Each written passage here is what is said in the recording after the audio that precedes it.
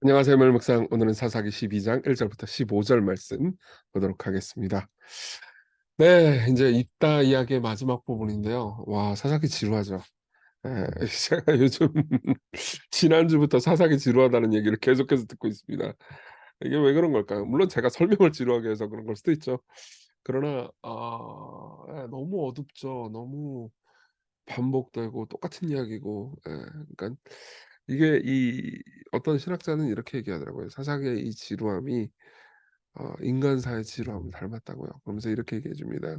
마크 슈왑이라는 사람이 한 얘기인데요. 죄는 결국 지루한 것입니다. 네. 매일 묵상이 지루한 게 아니고요. 죄가 지루합니다. 변명인가? 어쨌든 자 1 절부터 내용 한번 볼게요. 에브라임 사람들이 모여 북쪽으로 가서 입다에게 이르되 내가 암몬 사람과 싸우러 건너갈 때 어찌하여 우리를 불러 너와 함께 가지 아니하였느냐 우리가 반드시 너와 네 집을 불사르리라 하니 또 에브라임 사람 여러분 기억나세요? 이 기드온이 전쟁에서 이기고 했을 때 기드온한테 에브라임 사람 와 가지고 "왜 씨 네 전쟁할 때 네 300 명으로 전쟁할 때 우리 안 끼워줘." 그러면서 화낸 거 기억나세요? 예.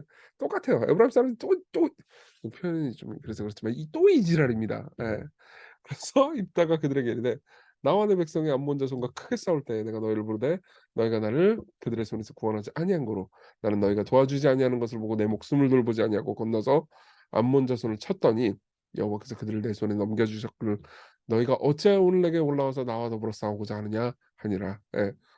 아니 내가 싸울 때 도와달라 때는 안 도와주더니 미쳤나 얘들이? 이렇게 얘기를 하는 거죠. 근데 이 지점에서 입다의 독특한 점이 나옵니다.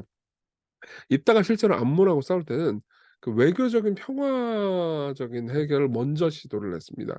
그러니까 일단 말부터 했어요. 그리고 그 말은 굉장히 논리적이고 설득력이 있었고 이따가 생각보다 성경을 잘 알고 있었다라는 것을 우리는 확인할 수 있었어요. 근데 정작 이스라엘 백성 그중에서 인제 에브라임 사람이 와 가지고 이제 시비를 거니까 뭐라고 그러냐면은 그냥 바로 화를 냅니다. 그리고 외교적 해결을 시도하지 않고 4 절 이따가 길앗 사람을 다 모으고 에브라임과 싸웠으며 길앗 사람들이 에브라임을 쳐서 무찔렀으니 이는 에브라임의 말이 너희 길앗 사람은 본래 에브라임에서 도망한 자로서 에브라임과 므낫세 중에 있다 하였습니다. 예, 이거 정확히 이 4 절의 역사적인 배경을 파악할 수는 없는데 에브라임 사람들이 길앗 사람 즉 인제 입다가 속한 사람이요. 길앗 사람들한테 "니네 씨 도망자잖아. 겁쟁이잖아." 이런 얘기를 한 거예요. 그러니까 화가 나 가지고 다 죽여버린 거죠. 5 절 길앗 사람이 에브라임 사람보다 앞서 요단강 나루턱을 장악하고 실제로 어떻게 죽였는지를 얘기해 줄게요.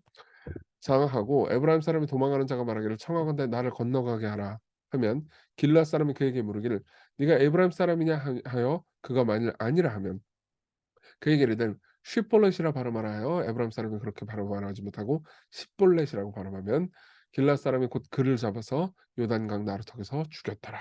예. 무슨 말이냐? 요단강에서 기다리고 있어요. 딱 와 가지고 "야 너 에브라임 사람이야?" 그러면서 이제 칼 들고 그러는 거죠. 뭐 갑자기 칼 들고 얘기하니까 에브라임 사람 아닌데요." 그러면 쉿볼렛 발음해 봐. 근데 이게 약간 이런 거죠. 우리나라 사람들 예를 들면 우리나라 사람들 경상도 사람들은 쌍시읒 발음 잘 못하는 거 아시죠? 예.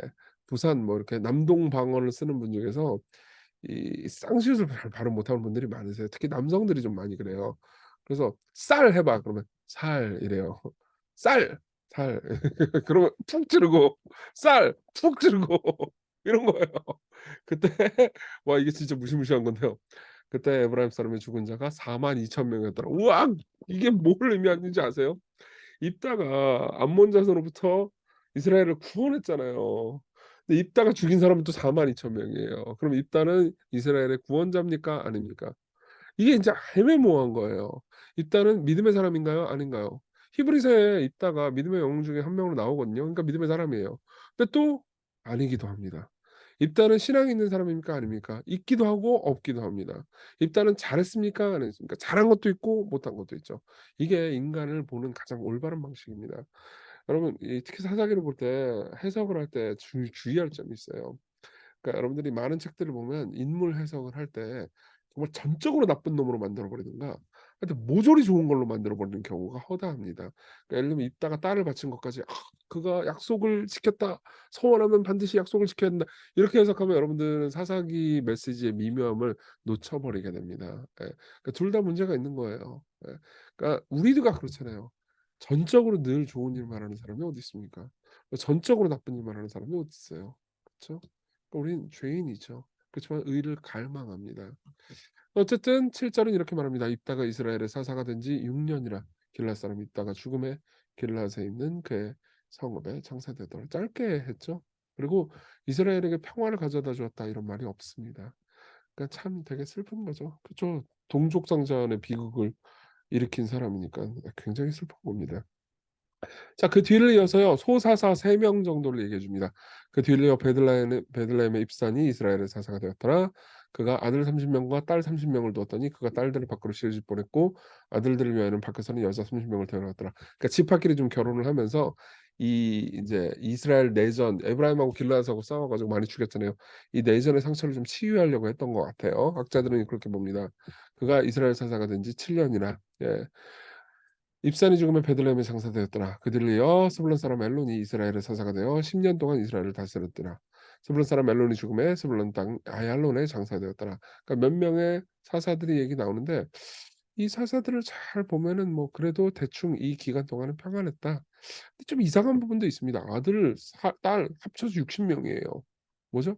예. 뭔가 좀 이상하지 않아요? 첩이 많았다라는 거죠. 이게 한 여자가 어떻게 60 명을 낳습니까? 첩이 많았어요. 그러니까 사사들이 전부 다 왕처럼 돼 가는 거죠. 이 이방 나라의 문화와 풍습을 계속해서 따르고 있었다라는 것을 보여줍니다. 그 뒤를 이어 비라돈 사람 힐렐의 아들 압돈이 이스라엘 사사가 되었더라. 걔는 아들 40 명과 손자 30 명이 있어요. 더 많죠? 어린 낙이 70 마리를 탔더라. 낙이 비쌉니다. 예, 그러니까 돈도 많고 아주 왕처럼 변해가고 있죠. 압돈이 이스라엘의 사사가 된 지 8 년이라. 비라돈 사람 힐렐의 아들 압돈이 죽음에 에브라임 땅 아말렉 사람의 산지 비라돈에 장사되었더라. 그래서 전체적인 내용을 보면 그래도 요 기간 동안은 그래도 평화가 있었다. 끔찍한 내전도 있었지만 평화가 있었다. 요게 전체적인 메시지입니다. 자, 이 메시지 다시 한번 좀 묵상하면서 적용해 볼게요. 첫 번째, 교회의 문제 이야기 한번 해 봅시다. 여기서 제일 웃긴 거는 뭐냐면은 입다가 자기 자신을 대할 때나 세상을 대할 때는 관대해요. 근데 자기와 다른 하나님의 백성들 즉 그러니까 구약 교회죠. 교회를 대할 때는 굉장히 잔혹합니다. 예. 우리도 그럴 수 있어요. 예. 우리도 세상을 대할 때는 '아이 세상 다 죄인이지.' 근데 다 다독다독 해 주면서 교회를 대할 때는 교회가 조그마한 잘못이라도 하면 동료 그리스도인들이 조그마한 잘못이라고 하면 "아이고 한국 교회 다 망했다." 그러면서 굉장히 심하게 비판하거나 비난할 수도 있습니다. 여러분 이건 좋은 자세가 아니에요. 물론 이런 겁니다. 그러니까 교회가 잘못했다 비판하지 말라는 의미도 아니고요. 그리고 비판받을 땐 비판을 해야죠. 근데 이럴 수 있어요. 보세요. 내가 동료 기독교인들을 비판하는 잣대가 세상을 비판하는 잣대보다 더 가혹하잖아요. 그러면 그 분리 정책일 수도 있어요. 왜냐면은 이 '내가 기독교인인데 저런 나쁜 기독교인하고 나는 달라.' 그러면서 나의 의를 드높이려는 전략일 수 있습니다. 그런 마음은요 필연적으로 자신도 그런 칼 끝에 서게 만들어요. 예. 여러분 "교회가 이래야 돼, 이래야 돼." 이런 비판을 여러분 피해갈 수 있을 것 같으세요? 여러분들도 교회의 일원이라면? 예. 그러니까 만일 여러분들이 이럴 수 있습니다. 계속해서 여러분들이 막 "교회는 이래야 된다. 교회는 저래야 된다." 그러면서 말만 하면서 실제 교회 생활 공동체 안에 제대로 들어가면서 교회의 삶을 살아내지 않잖아요. 여러분들은 그냥 비평가예요. 예. 여러분 요 음식 맛보고 이거 이분하게 익었네. 이 음식은 야채가 익힘이 타이트하지 않습니다. 간이 안 맞아요." 이런 얘기를 맨날 하면서 여러분들 정작 라면도 못 끓이는 사람이 될 수도 있습니다. 예. 그건 되게 위험한 거예요. 팀 켈러 목사님이 이렇게 얘기해 줍니다. 우리는 질문해 봐야 한다. 나는 어떤 면에서 동료 그리스도인들을 너무 빨리 판단하는가? 나는 기독교 내부의 어떤 차이점들을 가지고 다른 사람을 무시할 기회로 사용하는가? 나는 누구를 용서하기를 거부하고 회피하기를 좋아하는가? 다시 말하지만 우리는 이런 일을 너무 자주 본다. 교회의 최대 문제는 교회다. 네. 생각해 보십시오. 두 번째입니다. 교회를 향한 하나님의 은혜를 생각해 봅시다. 세 명의 소사사들 모두 평범한 사람들이었고요. 그들이 보인 공적도 없진 않아요. 좀 너무 개인적인 사사들이죠. 예. 다른 소사들 인제 앞에 보면은 뭐 에훗과 같은 소사사들이 있어요. 왼손잡이 에훗. 삼갈 소모는 막대기로 300명 죽인 삼갈 이런 사람들은 그래도 공적이 있었어요. 그리고 이스라엘을 위한 사람들이었고 이스라엘에게 평화를 가져다 준 사람이었습니다. 근데 이들은 좀 약간 이상한 놈들이고 그리고 너무 세상이 돌아서 세상에 물들었어요. 문화는 점점 안 좋아지고 가족은 붕괴됐습니다. 일부일처가 거의 붕괴되고 있어요. 예. 그리고 이스라엘은 가나안과 동화되고 있었죠. 예. 근데 하나님께서는 그들을 통해서도 이스라엘을 보존하셨습니다. 예. 우리의 진정한 사사 예수 그리스도를 보십시오. 예. 입다 같은 경우는 자기 화가 나면은 동족이라도 죽이잖아요. 예. 그리고 하나님의 교회가 서로를 이렇게 죽이고 있었습니다. 근데 우리는 하나님의 교회를 위해서 죽음으로 기꺼이 뛰어드신 분을 생각해 볼 수 있습니다. 여러분 잘 들어보십시오. 우리도 그렇고요. 우리 스스로도 우리가 교회 공동체 안에 있으면서 교회를 사랑할 수 있는 비결은 예수 그리스도를 바라보는 것밖에 없습니다. 예. 그분이 교회를 사랑하셨거든요. 그리고 예수 그리스도를 바라볼 때 여러분들은 세상에 대해서도 용기 있고 겸허한 자세를 가질 수 있게 됩니다. 여러분들이 세상의 힘과 권력을 이용해 가지고 새 과실을 이용해서 자기를 드러내는 것이 아니고 일상에서의 삶 가운데서 하나님의 뜻을 드러내고 예수님을 향한 사랑을 드러내고 그리고 그 사랑을 이웃에게 퍼뜨려가는 삶을 살 수 있습니다. 그게 예수님을 바라보는 사람들이 가질 수 있는 능력이에요. 우리 같이 기도합시다. 교회 하나님의 백성들을 향한 긍휼한 마음을 주십시오. 하나님의 백성들을 사랑하고 따뜻하게 대하게 해 주시고 오늘도 하나님의 은혜 안에서 기쁜 하루 되게 해 달라고 늘 제가 그렇게 인사하잖아요. 그런 은혜를 오늘 달라고 같이 기도합시다.